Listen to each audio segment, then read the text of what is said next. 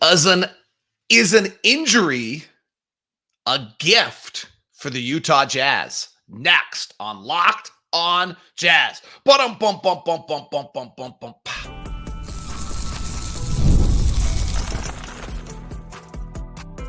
You are Locked On Jazz, your daily podcast on the Utah Jazz. Part of the Locked On Podcast Network. Your team every day. How are you? I'm David Locke, radio voice of the Utah Jazz, Jazz NBA insider. This is Locked On Jazz. It's your daily podcast on the Utah Jazz. All right, today is a knee injury to Nikola Topic, a gift for the Utah Jazz that answers all of their draft needs. Is the top three set in the NBA draft? And similar to last year, can the Jazz move up to as high as 4 in the NBA draft? And if so, is there an answer there they should go get? Boston and Dallas are set and will finally play in 3 days. So we'll take the first initial look at that matchup. It's all coming up on today's edition of Locked On Jazz, your daily podcast on the Utah Jazz, give you insight, expertise, geeky numbers, and hopefully making it way better to be a Jazz fan each and every day. Thank you so much for being an everydayer and being here each and every day, part of Locked On Jazz. And thank you for making Locked On Jazz your first listen. We are free and we are available on all podcasting apps as well as on YouTube. If you could subscribe for free, that'd be great. Hit the follow button. I got in a fight. For those of you on YouTube, I got in a fight with an air fryer and I lost, if you're wondering what's on my arm. So please follow us. Thumbs up button, always liked. I would love to see if we could get to 100 likes. Well, let's start with this. Do you like Nikola Topic? If you do, hit the thumbs up button on YouTube. All right, let's get to who this guy is. So this is an interesting case, but let me give you the front side of my case here. If we really wanted to develop almost every rookie in the NBA correctly, I think we'd redshirt them. I really do. When you look over the years, and there have not been a ton, Blake Griffin, Nick Collison, Chet Holmgren, but there have been others who do not play their first year. Nick Collison was a 12th pick of a draft out of Kansas, and he had shoulder surgery on both shoulders. When you look at NBA players that end up sitting out their first year, it's fabulous for their careers. There's no chance any NBA team could do it because fan bases wouldn't allow it. Nobody would want it. And you're drafting a player and there's all the hype. But the fact is, if you look at Nick Collison, who came out of college, every reason why this one shouldn't have worked. He's old. He had played, I think, 3, if not 4 years at Kansas. He was 4 years at Kansas. He came out and he lost his entire rookie year at 23 years old. And then at 24, stepped right in, played 17 minutes a night and was good.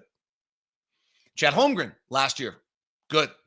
The fact is that if you look through the win share on rookies over the years in their first season of the NBA, almost none of are positive win share players. I don't know that I think, Keontae George, you could find an individual game where he probably helped us win by getting hot. But frankly, Keontae last year, I'll bet would have been better off not playing a minute, just getting stronger, just learning the game, and starting this year. We can't do it. It can never happen. I get it. It sounds ludicrous. The data's overwhelming. Blake Griffin sat out his whole entire first year and then scored 23 points, 12 rebounds, and 4 assists. Ben Simmons sat out his entire first year and then won Rookie of the Year the next year when everyone wanted to claim he's not a rookie. It's fine to claim he's not a rookie, but the fact is that the sitting out of a year helps these guys. And it helped the number 1 picks and number 2 picks like a Blake Griffin and a Chet Holmgren and a Ben Simmons, and it's helped the 12th picks like Nick Collison, and it's helped others along the way. So the idea that you could possibly, I'm not saying that Topic would have to do this, but he's had 2 knee injuries. The story is, if you don't have it, which there's no reason you should, Nikola Topic, who's one of the youngest players in this draft, out of Serbia, is a 6'6" guard, plays point guard with a 7'1" wingspan, and he's injured his knee twice now in the last year. He is for the entire process, he has been the number one point guard in this draft. At one point, he was walking toward possibly being the number one player in this draft. And now there's a real chance that he'll go to 10. And in fact, in the last ESPN mock draft, he is at 10. And the impact, I don't know this, but just reading between the lines, we'll see what participation he does in the camp coming up here in Italy. But the fact is he's had 2 knee injuries, and there is a chance he originally sprained his left knee at the beginning of the year, and then he just got hurt a second time here just recently. And so the question is there something serious there? Now the word is that it doesn't require surgery. It's not a major injury. Let's see. But let's say that it is enough that he's not quite ready to play. Teams step aside from him. It could be the gift for the Utah Jazz that they need. And if the negative side of this is the fact that he might not be able to play much of his first year, I don't care. That's my point. I don't care. If he has to miss time, it might be great for him. So here's who he is. He's a 6'6" guard with early reports of a 7-foot wingspan. He plays point guard in the Adratic League. He leads the league in assists and is second in points at 18 years old. He was the U18 FIBA MVP last year. I love that. He was the best under 18-year-old player in Europe. He's out of Serbia. His dad was on the 96 Yugoslavian silver medalist team, so he comes from a basketball family. His dad was on the 98 gold medal FIBA Yugoslavia team. He is a pretty good passer. It's hard. The Adriatic League's not very good when you watch him. There's not a lot of athleticism. It's a little hard to tell on some things. Like, he's not an above the rim flyer, and you can start to visualize, well, here he understands how to play on the floor. He'll be able to do that here as well. And then you start to think, gosh, but if everyone's 3 inches taller and everyone's a step faster, then does that angle exist? As of right now, in the Adriatic League at 18 years old, he's pretty strong. He's got a good Serbian, that kind of big body. I was just there. Frankly, everyone's so tall and so big. So he's very strong. He's not lanky at all. Like, if you look at the top, Rashad, I practiced all night. Now I can't say it. I can't do it. I thought I had it. Who might be the first pick of the draft out. He's super skinny still. This Topic is not super skinny. His body looks much more solid when you watch him on film. He is not a great shooter yet. His off the bounce shooting is about 30%. His 3-point shooting was, I think, at 34% this year, which is not ideal and a little concerning, but his free throw shooting is at 86%. And so I actually am here to say this: if they were to tell me tomorrow that because of his knee issue that he had on May 13th was his last injury to his right knee in the finals game against Belgrade, that was going to shut him down for the year, I actually think he'd be fine. There's the things he needs to work on in his game. He probably is going to have to be better defensively at 6'6" with a 7 on wingspan and cover it up. He's going to have to shoot better. Okay, well, let's work on the shot. Let's figure out if there's some fundamentals. Let's just take the time on that and get your body and your mind right. And let's give you a soft. Frankly, we're not winning an NBA title next year. So if we wait a year before we see him, maybe not the worst thing ever. It's an interesting play here. He's only 18 years old. And frankly, players from this part of the world, the former Yugoslavia, have been very successful in the NBA. He reminded me, watching him, of a right-handed Goran Dragic. And Goran Dragic was only 6'4". So but that's what he kind of reminded me of, is a right-handed Goran Dragic. So he's an interesting player who I think was probably heading toward being a top 5 pick, who in the latest mock draft is now sitting at 10 for the Utah Jazz by ESPN. I think you grab it, regardless of the injury or not. That's at least my thought.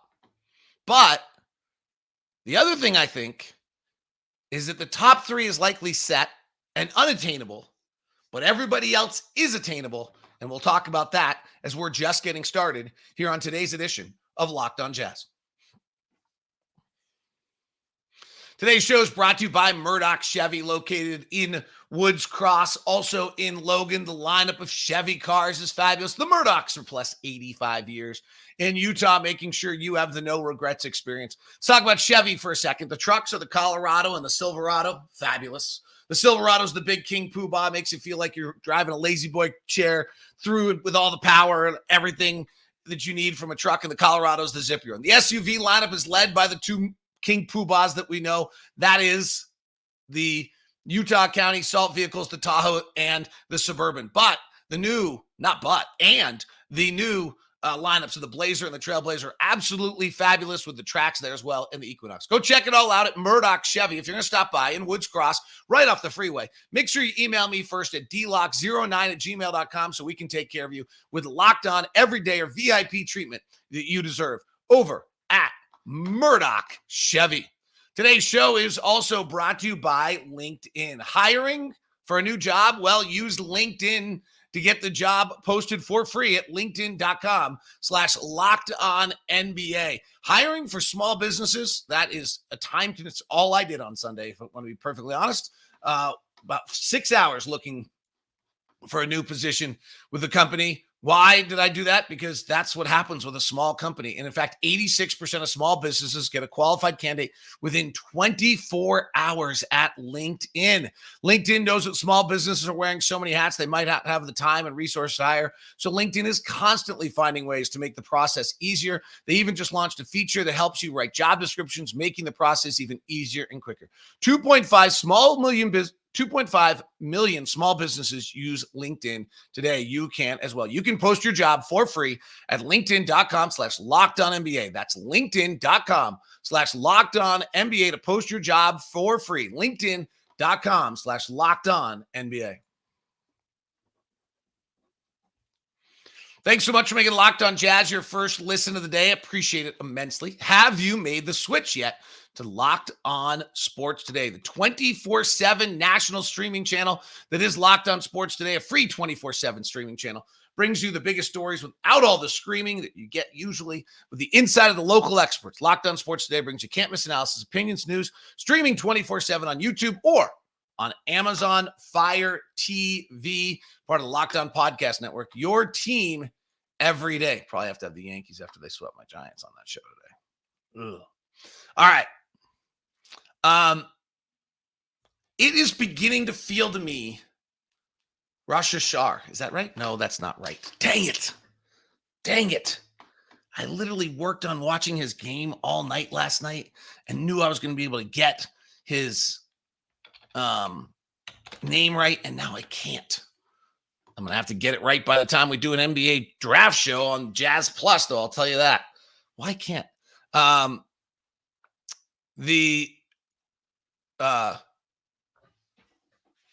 Risha.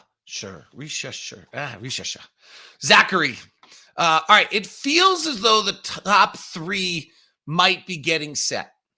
Now, we'll see. Kevin O'Connor's pretty good at the ringer. He hasn't done a mock draft in a month. Jonathan Giovanni did his last mock draft. As I begin to talk to people around the NBA, it's beginning to feel as though the draft is beginning to get set a little bit. Number one is either Rishashai, Zachary out of France, Alex Sarr, and then they're going 1-2, it feels like.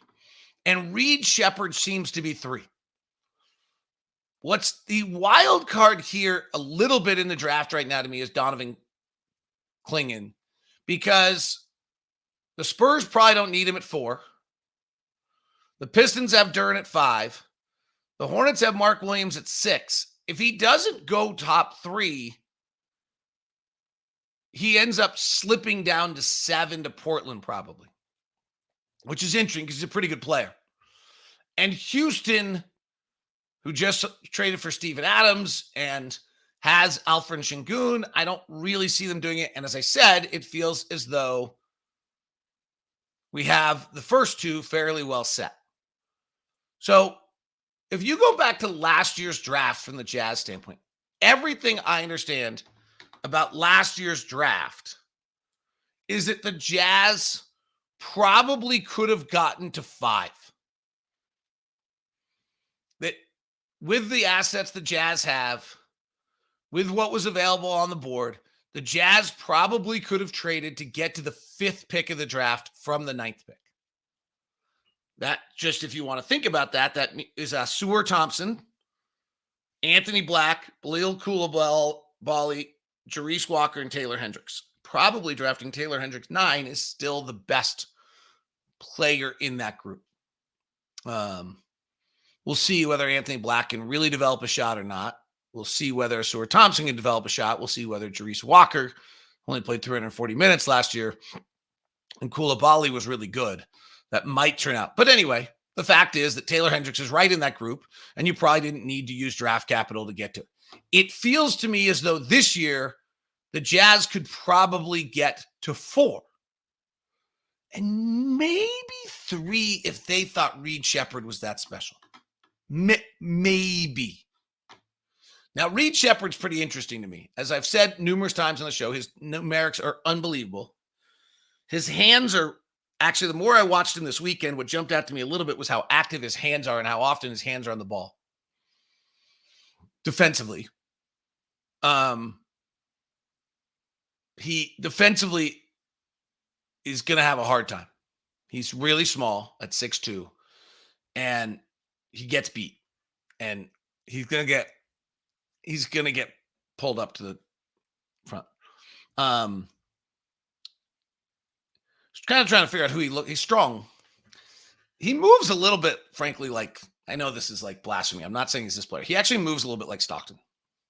That's not who he is, but the way he navigates in and around people defensively with his hands and doing stuff like that reminded me of that. Don't go take it the next step. And I'm old enough to actually watch John. He's not that kind of passer. I was incredibly impressed with Sheppard's strength of his outlet passing. Pure physical strength on those passes and willingness to do it. And I thought his competitive fire was pretty good. I'm pretty sold on him.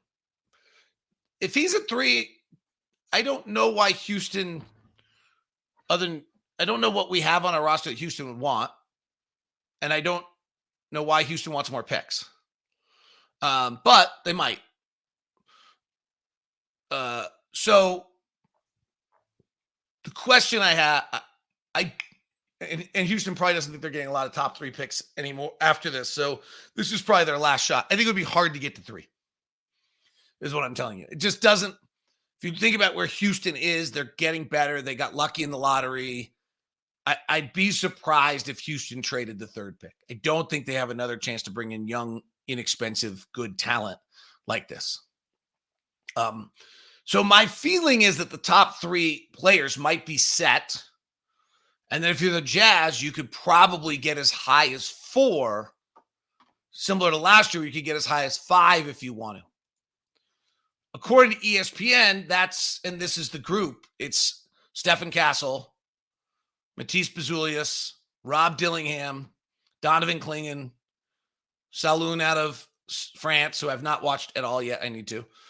Dalton Connect, Nikola Topic, and then Ron Holland, Devin Carter, Jacoby Walter, Cody Williams, and Jared McCain are probably all on the board at around there anyway.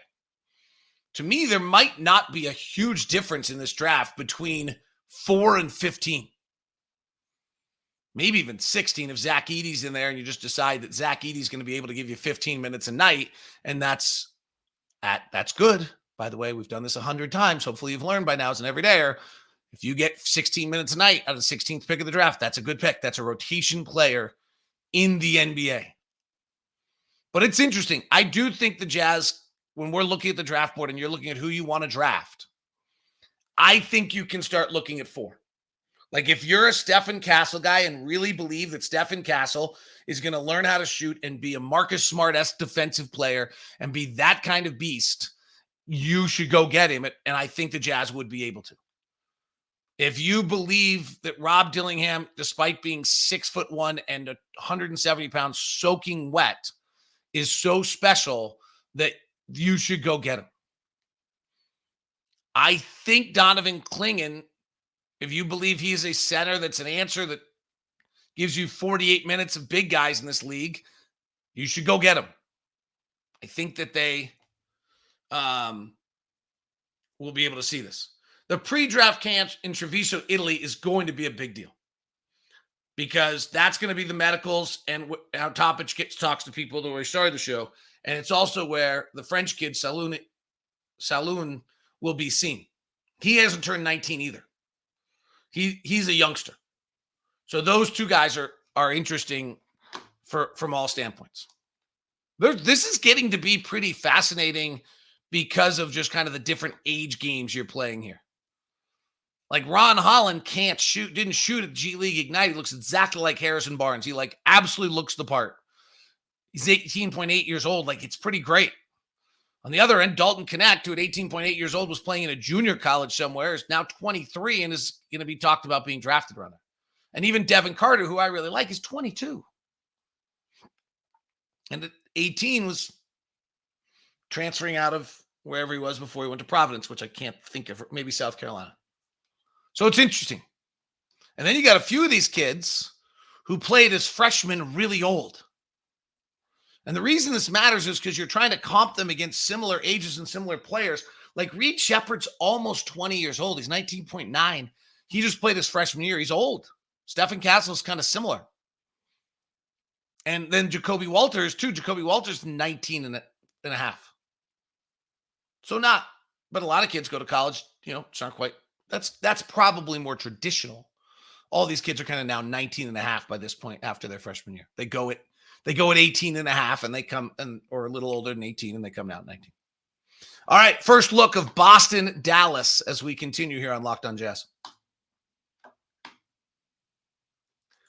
Today's show is brought to you in part by our friends over at eBay Motors. The ride or die. Keep it happy. How do you do it? You do it with eBay Motors. eBay Motors with over 1 million parts for your MVP. I mean, they have the guaranteed fit because they have so many parts. So the guaranteed fit is that every time it fits or your money back. How do they do it? Well, when they have 122 million parts for your number one ride or die, they always find exactly what you're looking for. eBay Motors, you're burning rubber, not cash, with all the parts you need, prices you want. It's easy to make your car the MVP. Bring home huge wins. Keep your ride or die alive at ebaymotors.com. Eligible items only. eBay Motors has everything that you need to maintain your vehicle, level it up to peak performance, whether it's exhaust kits, LED headlights, or more, whether you're into speed, power, style, eBay Motors has you covered. So take care of it at ebaymotors.com. Eligible items only. eBay Motors guaranteed fit is only available to U.S. customers. Thanks so much for making Locked On Jazz your first listen of the day. Two of our best NBA shows are still alive, Locked On Mavericks and Locked On Celtics. So make sure you go grab those and listen to Nick and John. All right, let's see what we might learn from the style of play. Let's go back. We've done some of this before, but it's pretty interesting. So as I suspected, when the league changed the rules to start the playoffs, I thought that those teams that didn't drive the ball would have a huge advantage. And the team that drove the ball the least of any team, the Eastern Conference last year, was the Boston Celtics at just 40 times per 100 possessions. Because now that you drive the ball, you get it's a bloodbath. Because they're not calling it fouls anymore. So therefore, Boston was helped by this. Dallas is 23rd in the NBA in drives. So they don't drive a lot either. Now, when these two teams do drive, boy, are they good. Boston's number 1 in the NBA and Dallas is number 3 in the NBA. So that's kind of an interesting little thing. They're not heavy drive teams, but they are, once they do drive, they're having great success. Pick and rolls per 100 possession. Are these high pick and roll teams? Well, no, not particularly. The Boston Celtics are 18th in the NBA in pick and rolls. Dallas is 15th in the NBA in pick and rolls. They are not two of the highest pick and roll teams. However, Boston is the best in the NBA at the pick and roll when they run pick and roll. Dallas is not, interestingly enough. They're at 1.01. Luka obviously ran, I believe, the most pick and rolls of anyone all season long. Jalen Brunson, if you include the playoffs, ran more. Let me see. Take the playoffs out of here because that just has to do with Jalen Brunson ran more picks than Luka this year. Luka ran the second most amount of picks of anyone in the NBA. Boston is much more kind of egalitarian with their pick and roll, and I do not believe they had any individual player that was in the top 30, or even Jason Tatum, I think, if I remember correctly, was 39th in most amount of pick and rolls. The best pick and roll, if we set some standard here of the top 90 pick and roll players, 3 for each of the top 3 teams is the way I usually do that. So the number 1 pick and roll player in the NBA in efficiency, Jason Tatum, is 4. Luka is 11th overall in the NBA. Paul George was the best there was, Tyrese Halliburton, and then crazily Jalen Williams in his second year, which is just totally unheard of. Derek White is the 6th best pick and roll player. So neither of these teams were overly heavy on pick and rolls. Let's see, are they big handoff teams? The Denver and San Antonio and Sacramento last year were huge handoff teams. Are they big handoff teams? And the answer is no. Boston runs the fewest handoffs of anyone in the NBA, and the Mavericks are 26. So neither of these teams run much handoff, which was the in vogue thing a year ago, which is really interesting. Now let's go to the isolation game, which everyone hates. But is this something? Well, Dallas runs the 2nd most isolation, and Boston runs the 4th most isolation in the regular season in the NBA. Like at some point, it just gets down to, is my guy better than your guy? And the number 1 team in the NBA in isolation is Dallas, and the number 4 team in the league and 5 team in the NBA in isolation is Boston. So we hate to admit it, but here we get that just having some guys that isolation can just beat you off the bounce is really good. Indiana was not a high isolation team, and they survived in the playoffs. But they were also the 2nd best when they did isolate. They picked their spots and went at it. And if you kind of look at the teams that aren't very good isolation teams, they aren't very good offensive teams, and they aren't very good teams. It's kind of a truth serum there. You just got to have guys who can beat people. And it's an interesting concept in this draft as you try to project, like, well, who's actually going to be able to put the ball on the deck and beat someone? There are not a ton of players. Off-ball screens. So we ran a lot of off-ball screens the last few years. In fact, the Warriors have been the lead off-ball screen team, and we have been the 2nd most off-ball screen team. It's how we get Lowry the ball. It's how we do a bunch of things. These 2 teams, Dallas is 23rd in the NBA in off-ball screens, and Boston is 26th in the league in off-ball screens. So these are not heavy off-ball screens. Again, when they do it, they're great at it. When Boston brings Tatum or Brown off a pin down, they're the best in the NBA. Dallas, on the other hand, is not as good at it. They're 11th in the NBA. They don't have that personnel. They give the ball to Luka and let him go to work. This one is such a bummer. Number of passes. The Dallas Mavericks are 28th and the Boston Celtics are 26. So as much as we all talk about ball movement and we all talk about how important it is, what's way more important than ball movement is having a guy who has the ball who can just beep and beat you. That's the truth.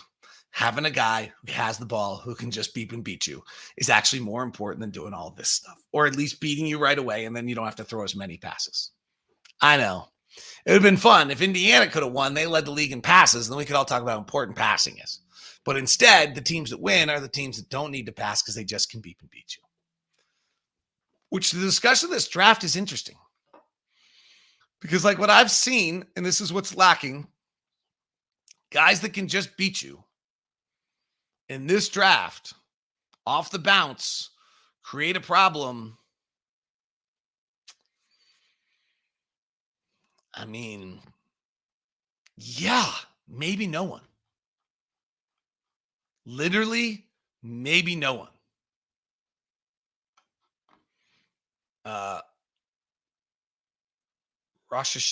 Zachary Rashashi? No. I watched him this weekend. No. Alex Sars, 7-1. I don't expect it. Reed Sheppard? Maybe. Here's one thing I do love. Another thing I loved about Reed Sheppard, he always made the non-natural. He doesn't always, but he makes passes one removed. That's always what I'm looking for. I talked about this last week. Does a guy make a pass just to the natural guy, or does he make pass to the open guy or pass one remove, which then forces the defense to go into long rotation? Sheppard does do that. Sheppard might be the guy who can beat people off the bounce here. But he's small. Castle, Julius, no. Dillingham, he probably can beat you, but he's 6'1". Haven't watched the French kid. Connect, I don't think so. Topic, maybe, but he's playing in the Adriatic League, and it's so hard to tell whether or not he actually has the bounce to get by you. He's getting downhill. He's got a really crafty low dribble. He's got a bunch of things that are really good, but it's in the Adriatic League. It's hard. The scouting thing is hard. That is Locked On Jazz today. Thanks so much for taking all the time to be with me and sticking with for the final show. Please hit the subscribe button. Please hit the follow button. Thank you for being an everydayer. I greatly appreciate who you are. If you are on YouTube right now, we're going to send you over to the first ever national sports channel, Locked On Sports Today, 24/7 stream. Hope you enjoyed. If you're on audio, please check out Locked On Sports Today on Amazon Fire or on YouTube. Thanks. Have a great day.